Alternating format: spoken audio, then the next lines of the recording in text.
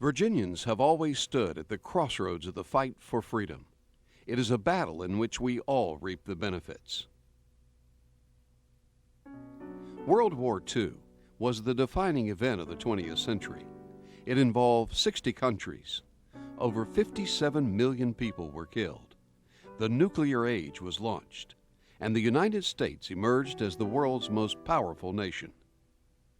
World War II was fought in two major theaters of operation, the Asiatic Pacific Theater, and to the far west, the North African, Mid-Eastern, and European Theater. By May of 1940, Germany had swept across Europe, pushing the British and French forces out of France across the English Channel to England. It would be 4 years before Allied troops recrossed the Channel and started the push back toward Germany. America joined World War II in December of 1941, and as war raged around the world, the buildup of men, munitions, and materials started in earnest. England became the training ground for millions of soldiers as they prepared for the coming invasion of Europe. In preparation for this invasion, Germany built the Atlantic Wall, a defensive line along the coast of France. The wall had over 4 million mines, 500,000 obstacles, thousands of miles of barbed wire, and hundreds of bunkers and gun emplacements. The day of invasion, June 6, 1944, is etched in the annals of the fight for freedom as D-Day, Normandy. Known as Operation Overlord, the Allies, the United States, Great Britain, Canada, and 5 other countries massed a fighting force of 7,000 ships, 3 million men, and 5,000 aircraft to cross the English Channel and push the Nazis back to Germany.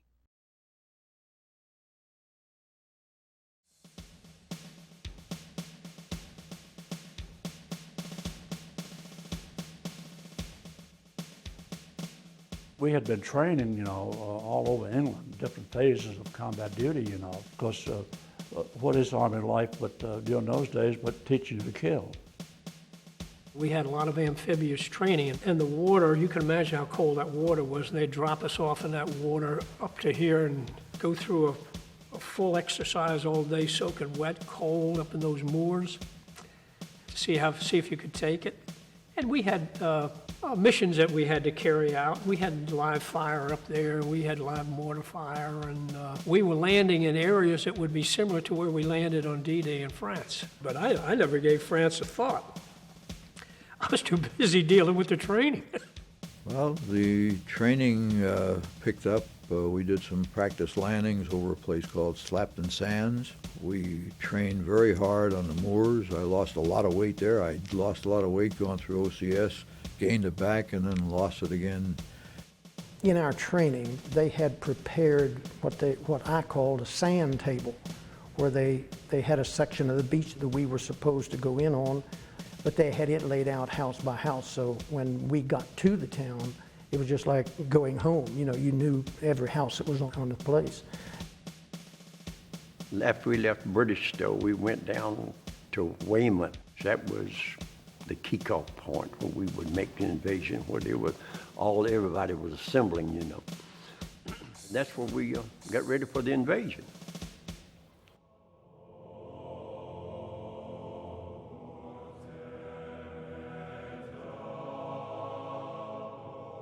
And then in late May of 44, we were sent down to a marshalling area, fenced in. We couldn't send out any mail, couldn't do anything. And there, for the first time, we learned that we were going to invade on the coast of France at a place that we had named Omaha Beach. And they had guards on the outside of the fence, guards on the inside of the fence. If anybody came in through the gate, somebody had to escort them in, escort them out. Oh, we're ready. We were ready. We'll go get those buggers. We're out to get them, guys. And all right, are you with me? Are you with me? Yeah, he really got us going. So we were ready to go. I truly believe that. I think it was the 4th of June, and the original D-Day was supposed to have been the 5th of June. But the weather was so rough that they called it off and postponed it until the 6th of June. We boarded the boat, and it was a beautiful boat. And we had a late dinner, and it was steak. We hadn't had steak in a long time. We slowly moved out to sea. We weren't allowed to go up on deck. Nobody could go out on deck. We took off from Random Commons in Horsa gliders towed by American aircraft, C-47s, about 7 o'clock at night. We flew a couple of hours, as I recall, and then we landed in Normandy. We carried 82nd Airborne Division troops. And I knew that it was a real thing then. But I couldn't visualize in my own mind how bad it was going to be.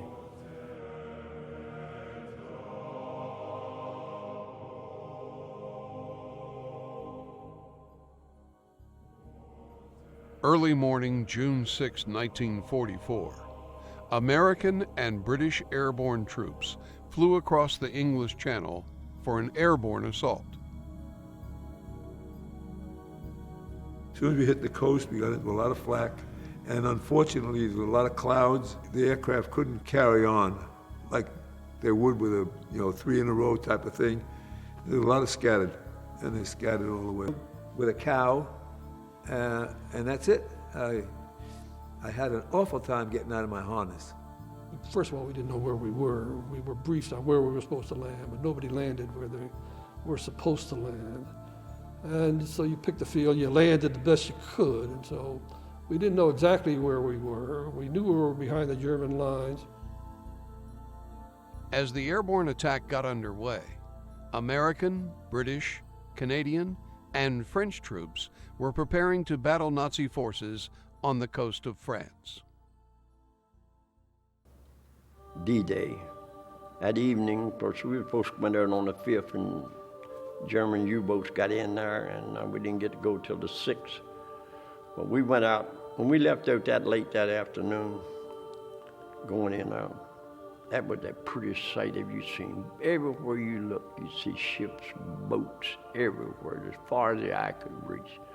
I didn't sleep any that night. I told my buddy on there, so I'm gonna travel light tomorrow. We didn't know what we was getting into. The weather was terrible. It was cloudy, it was raining, wind was blowing, and it was rough and foggy. You couldn't see very far. Well, we got over the coastline, and we couldn't see very much that first morning. We were anchored out in the channel because with that many ships, we had about 6,000 ships altogether in that operation. I know there was battleships close by, and the battleships was firing guns, and when they went off, it just felt like a small LST would jump out of the water. And that morning, the boats had barrage balloons up to protect them from enemy aircraft coming in. When those naval guns opened up, and these are biggies, at about 6 o'clock, and just pounded away. You could hear the things whizzing over your head. They were that low, going right straight for the beach, for the bluff. All the while this is going on, there is a constant stream of LCVPs moving to the shore, and we knew that the actual invasion was underway because the troops were landing. And then after that, it was just a matter of us getting in to the beach. Well, we moved a little bit, but then stopped. And we were told to hold up here for a while because the 116th wasn't making it. All the ships that were due to go to Omaha Beach started to go in. I got my men up on deck, and we all got ready, checked out all our equipment and everything, and we're ready to go to shore. They told us, you're going in, you'll be outnumbered, it's going to be rough going. You won't have any supplies or anything that you don't take with you when you go in. I said, we can't guarantee you but one thing. If you don't make it, somebody else is coming on in behind you, we will. When we got closer, the sounds changed. You heard small arms fire. You heard mortars coming in. You heard 88s, German 88s, artillery coming in, whistling, sounds. None of us having experienced it before. It's a significant emotional event, believe me. We were the second wave selected to go in with the 29th Division. The first was Virginia's 116th Regiment, and I think it's common knowledge now how badly they were mauled on the beach, and we could see it. We could see it from where we were, and this didn't improve our morale at all, believe me. We saw people getting killed, we saw bloody water, we saw the whole thing, and here we were getting all set to go in behind, and they were supposed to own the beach by that time, and these things that we were on would just be able to roll up to the beach, we'd get off and walk down the steps and go up. So I took half the platoon. I said, you jump on that side. Half the platoon would jump on this side. Do the best you can with all your equipment and so forth. The most important thing for you to keep is your guns, your rifles. If you lose the equipment, don't worry about it. So I watched them go in, and then I jumped in. They went down like rocks. They came up just with their Mae West on, but no equipment. And we all swam ashore. And I was sitting up on the back, and I stood up. They dropped that ramp, and I'll never forget all the mist, the haze, the smoke, and the sounds of the artillery coming in. It was very, very bloody. There was bodies everywhere, parts of bodies, discarded equipment, but it was extremely bloody. You're not paying attention to it because your sole purpose in life is staying alive and getting across the beach to where you figure it's a little bit safer up against the cliff on the other side of the beach. And so when I got back up, I went into the beach and I was just soaking wet. When I got to the beach, somebody was yelling, "Don't stop, keep going, keep going, keep going." And I got behind one of those crossbars, and them bullets were hitting that bar. And I said, this ain't no place for you. I get up and run on over. And we got up on the shore, and the shore was just littered with dead bodies, wounded bodies. We couldn't move from any place. So I told them to sit tight, and I went out to talk, see if I could find an officer, and I found one, and I said, what's the story? He says, we can't get forward. You shouldn't have come in. I said, don't tell us that, we're here. That beach was laid out by the Germans so that they had every inch of that beach covered with mines on the top of the beach fortifications where the ships could come over and it hit the mine and it would blow the ship up. So I told the men to get to the top of the hill, stay there, and I'd find out what was going on. And he said, oh, by the way, you see all the dead on the hill? And I said, yes. He said, they didn't die from machine gun bullets. These men died because of mines. The whole hillside was in mines, and they had mines that we weren't taught to recognize. We were taught to recognize metal mines. These mines, the Germans, were made of wood. They called them Schubach mines. And all you had to do is just step on the ground a little bit, and it'd blow your leg off. From that point on, we had to work our way on up that hill, the big, the high ground. You couldn't see nobody to shoot at. You just had to shoot against the hills, because it was what they call pillboxes, underneath that ground. You just looked like grass and stuff on that hill, weeds. And then there was minefields there. And we had to make our way through minefields, and that was one of the big things that we worried about. And I said, be sure you get the word all the way back. The step where I step, I'm going to lead you up through that minefield. There's always one person at least that doesn't get the word, and he stepped on a mine, he blew himself up and killed the guy next to him. Those are 2 men I lost, and then I had 2 men wounded by snipers as we were going up. But we made it on in, worked our way up the hill, then we started shooting we got the word to shoot at the top of the hedgerows. So that's what we was firing at the top of the hedgerows going up through there. And it was slow going till we made it to this little town above there.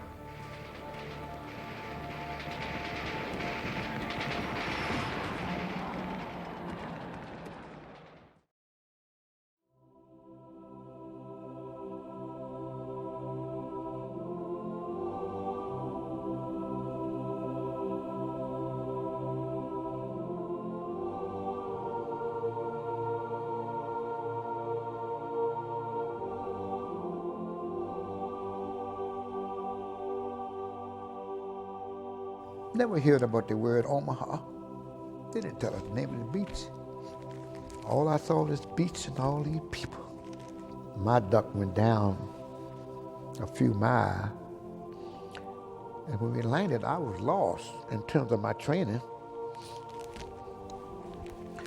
And we got out the duck. So much going on that beach. So many people. So many dead bodies. The price paid for victory on the beaches and fields of Normandy were high, but it secured the foothold necessary to allow the Allied forces to launch the military operations to defeat Hitler and the Nazis.